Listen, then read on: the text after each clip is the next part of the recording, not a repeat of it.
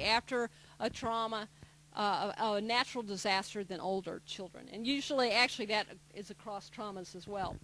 But just one example of that, of the changed attitudes about kids' even self-esteem. One of the boys I worked with after Katrina, he had a brother. This boy was, the boy was like 8 years old. His brother was 12 years old. So there were 4 years difference. And I'd been working with them afterwards, and they're kind of telling me their stories. And the brother, who was 12, said, well, we were walking through the water, the flood waters, after in New Orleans. They lived in the down near the water, you know. And we were just walking, and snakes were swimming by and stuff. And then his brother, who was 8, was saying, yeah, we're walking. And he said, and I thought I was going to die. Now, why do you think the 8-year-old thought he was going to die?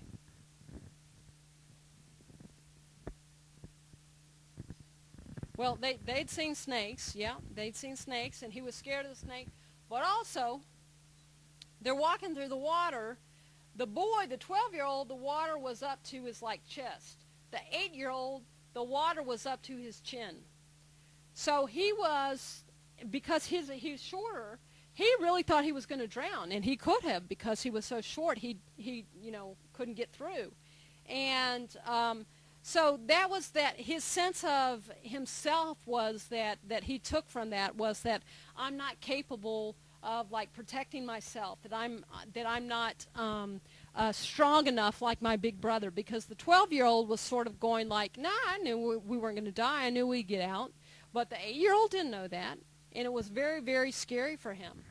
And then as far as changed attitudes about people, it's interesting to see how it impacts perceptions, especially when it comes to race and things like that, because another boy I was talking to, he was also about 9 years old, and he had been on that bus that went from the Superdome in New Orleans, and it was going to the Astrodome in Houston. You know how they were evacuating people? Well, they happened to be on this bus that was that turned over. It wrecked, and this particular boy had broke his arm and everything in the wreck. And so I was talking with him afterwards, and he said he was African American, young boy, and he said, well, I heard that the bus driver wrecked the bus on purpose because the bus driver was white and he didn't like black people. So what do you think I should say?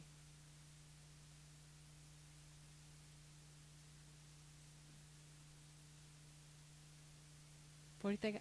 Well, okay. Well, where'd you hear that? All right. So that's the idea. Remember how I said I always like to reflect feelings? Okay. So I said, he said that, and he kind of went.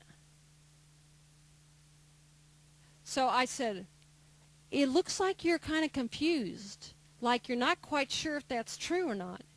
And the kid himself then says, yeah, why would it be true? Because why would he wreck the bus just because he didn't like black people and then kill himself? That doesn't, like, make sense. And I said, yeah, and I was like, he was very serious this whole time. It wasn't like he was joking. And I said, yeah, it just doesn't seem to make sense. And I said, I happened to read in the paper yesterday about this wreck. And in the paper, it said that there was a man on the bus, and he wanted to pull off the road, the exit, to go to the 7-Eleven to get some cigarettes. But the bus driver said, no, we can't pull off the road because we're in a convoy. We have to keep going. And the man got mad, and he grabbed the steering wheel, and he yanked it. And that's what made the bus flip over. And in fact, that's how the bus crashed.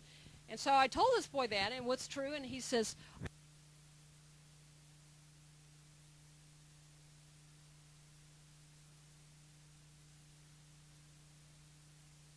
oh, I got it. He says, oh, I want to see that newspaper. So I got the newspaper for him the next day, and helped him. But isn't it interesting how that misunderstanding he had? You know, if we hadn't talked about that, he may have been carrying that around kind of his whole life, and maybe having a misunderstanding of some things. Now, I say that, but at the same time, I do want to recognize that I think and some other people may think too, that there were lots of social injustices and inequities in the whole disaster after Hurricane Katrina. And we have to recognize that. We have to recognize that, you know, we still have racism in the United States, and we need to work to overcome a lot of the injustices that happen. And one of the ways to do that, though, is to help clarify information, though, for kids when they have maybe a misunderstanding of that. But that often will occur with changed attitudes about the future. So post-traumatic play happens, as I mentioned, with these boys in their play. Post-traumatic play is very literal and repetitive, and it's very structured. Kids will do it over and over again. Like, for example, after September 11th, kids used to always build 2 towers and fly the airplanes into them, and they'll do it over and over again in an attempt to kind of gain mastery. But the problem is sometimes the kids get stuck in that.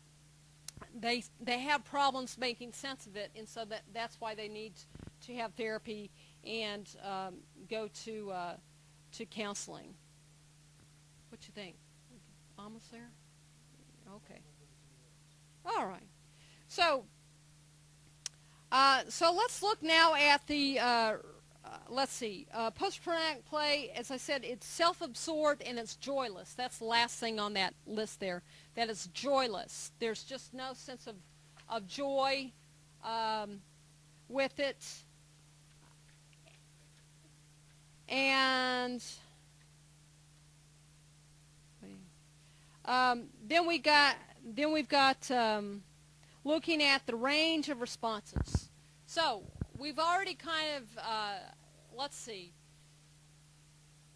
we've already talked about, we're at objective number 4 now, that not necessarily every child will be traumatized for life, and probably not hardly any children will be traumatized for life after a natural disaster, depending on certain things. But there are these range of responses. First of all, we have the improved functioning. As somebody mentioned here, it may actually help the kid become stronger and more resilient. So what do you think may be happening that would actually help the child improve their functioning after a natural disaster? In other words, what might occur so that that might actually happen? Yes? Well, I was just thinking when you gave that child in the newspaper article, you kind of empowered him with knowledge. And Mm-hmm. he could then be the carrier of the true message. Okay. And sometimes information itself can be empowering, and actually, I don't think that's what you meant by Yeah. journalism, But hearing that alone. absolutely, yeah. So that information in and of itself can be empowering. Okay.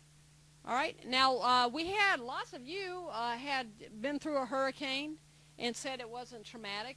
Did anybody feel like things actually went better for you after the hurricane? No? Oh, all right. Well, sometimes, like people say, you know, they like to always put that on TV, too, to keep it positive.